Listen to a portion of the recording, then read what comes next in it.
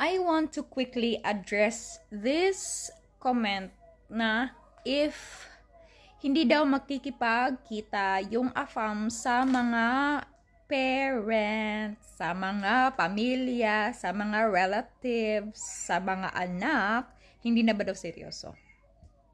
Maghanap na daw agad ng iba. Mga ikat, this is Shayna, your Visa DIY buddy and your friendly guide going through PH immigration, and I'm also giving tips for those who have foreign partners or naghahanap ng mga AFAM para hindi kayo magiging tanga-ers and mauuto-ers. Okay? From me na 4 years sa dating apps bago nahanap yung AFAMers ka.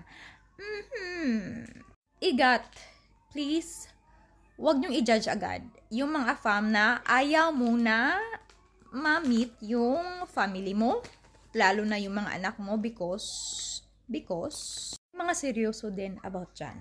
Meaning yan, they're taking seriously na makilala ka muna bago sila magte-take ng another step.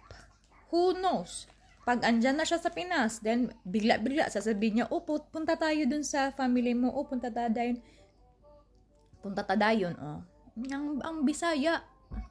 Punta tayo agad dun sa family mo, bisita tayo, ganito, ganyan.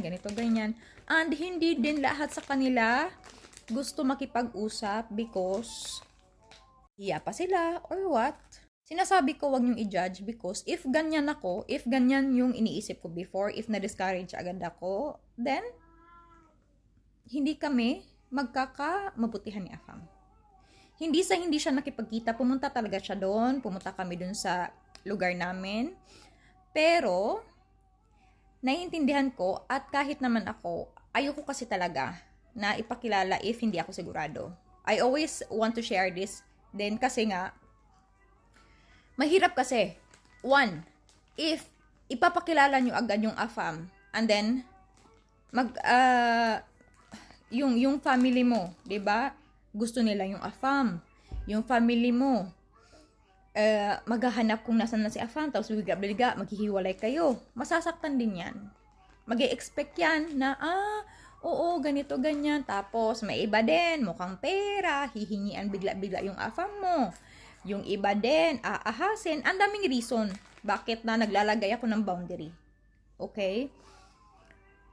Iba na kasi pag ganyan. Iba na kasi. Lalo na if i-involve mo yung mga anak mo. Tapos may anak kang babae. My goodness. Mag-research kayo about issues like this. Careful kayo sa mga ganito. Hindi sa may teenager ka na anak or kahit pa may maliit ka na anak. Be careful kayo sa mga ganyan kasi still kahit na magjowa kayo, si AFAM stranger pa din yan. Okay? Hindi ka pa din sigurado if gaano yan katotoo. Ha? So please wag niyong i-judge agad. Make sure na sigurado muna kayo, kilala niyo muna na ganito ganyan, tapos yung iba din kasi mga kapamilya, bigla-bigla kung ano-ano na lang yung tinatalak, o nasobrahan ba sa pagka-chismosa o nasobrahan sa kung ano-ano, yung iba pa naman, kung ano-ano yung hihingiin sa AFAM, magdidiman bigla, or what. Hindi kasi natin masasabi. Pero, nasa inyo pa din yan. If napaka-importante sa inyo yung pamilya, yung ipapakilala yung anak, kahit 10 AFAM, hala, sige, bibit-bitin nyo sa bahay nyo.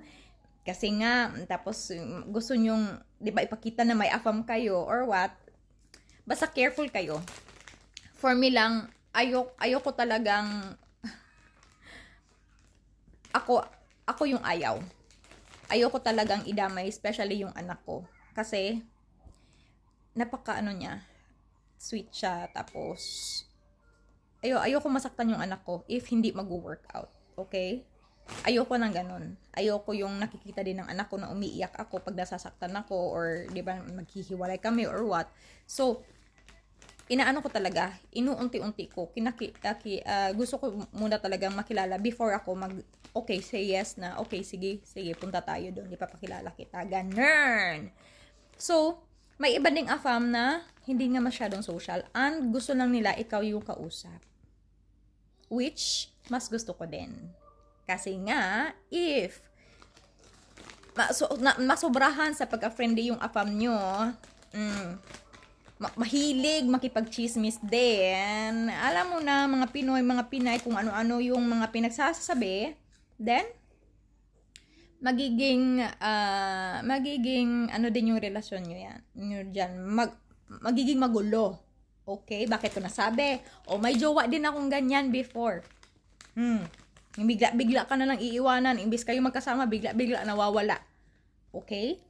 Pero depende din yan. If para sa inyo it's important, then okay.